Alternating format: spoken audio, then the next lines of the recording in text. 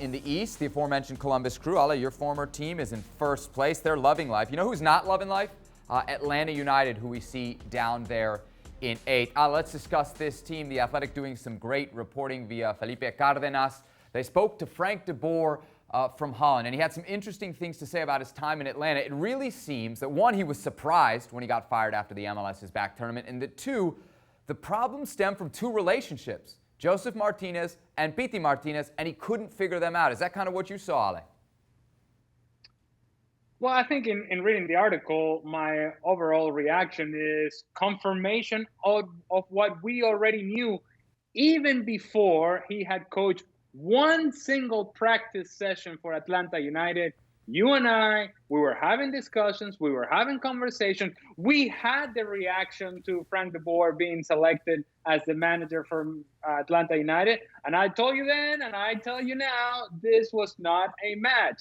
And what we saw in this interview is that even he acknowledged that there were some difficulties in the players getting used to him and him getting used to the players, that the players were expecting something different and he couldn't quite get his ideas across. And I don't think that he assumed any sort of responsibility in that. He's just saying, well, the players were one group and I was here and we didn't quite see eye to eye.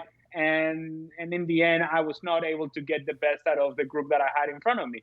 And part of getting the best out of that group is you have to get the best out of Josef Martinez and you have to get the best out of Pity Martinez. Now, Josef has never been in question in terms of the goals, but what I do think was very clear to see is that there was a disconnect between Pity Martinez and whatever it is that Frank de Boer wanted from him. Some of it has to do with the responsibility of the player in not having good performances and not playing well and not doing so consistently. And then other have to do with the way that the manager handled the player.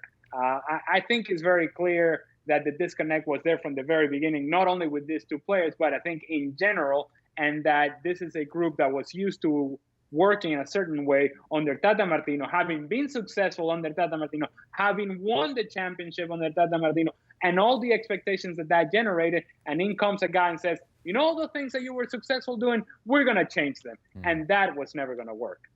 Ale, you know, there's not a lot of pressure on front offices in Major League Soccer, so let's name some names. Darren Eales, Carlos Bocanegra, those are the guys in charge of Atlanta United. Frank de Boer, in this article, says they wanted a European coach after Tata Martino. Why? Why would they want to change what was obviously working so well?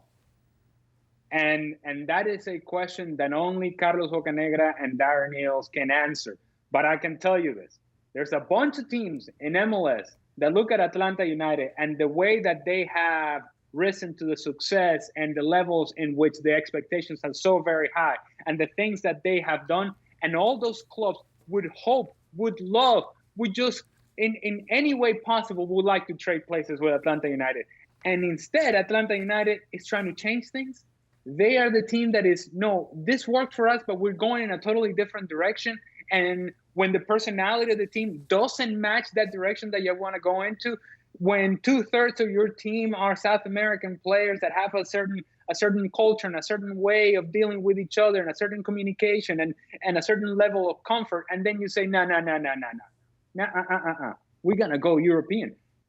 Well, that could work, I guess, long-term if you are planning to reshape your team. But when you've had something that works to the point to where you have been so successful, to the point to where you have won the championship, the ultimate goal in this league, then why would you try to change it so dramatically? There is no real sense in all of this, no real explanation, other than the fact that sometimes you get too cute.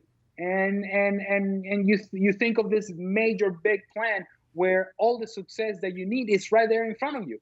And in making these dramatic changes, you change the personality of the team. And in changing the personality of the team, the success fell short of the expectations. And now you are playing catch up. And aside of that, then you start talking about the player moves that they made. The fact that Darlington Nagbe is now scoring goals the way that he is for Columbus Crew and dictating the pace of the game the way that he is for the Columbus Crew. That Julian Gressel, who was so critical to the success of Josef Martinez because of all the service he provides, he's somewhere else as well. And you go down the list and you say to yourself, well, this team is short on talent. And I never thought I was going to say that about Atlanta United. But it's short on talent compared to other teams, and they're playing catch-up. And, of course, you also have the absence of Jose Martinez. That doesn't help. But the presence of Jose Martinez, what it did is that it masked some of the issues that were already coming for this team. And part of that was the fact that there was a real disconnect between Frank de Boer and the group. And making that change made absolutely, completely no sense.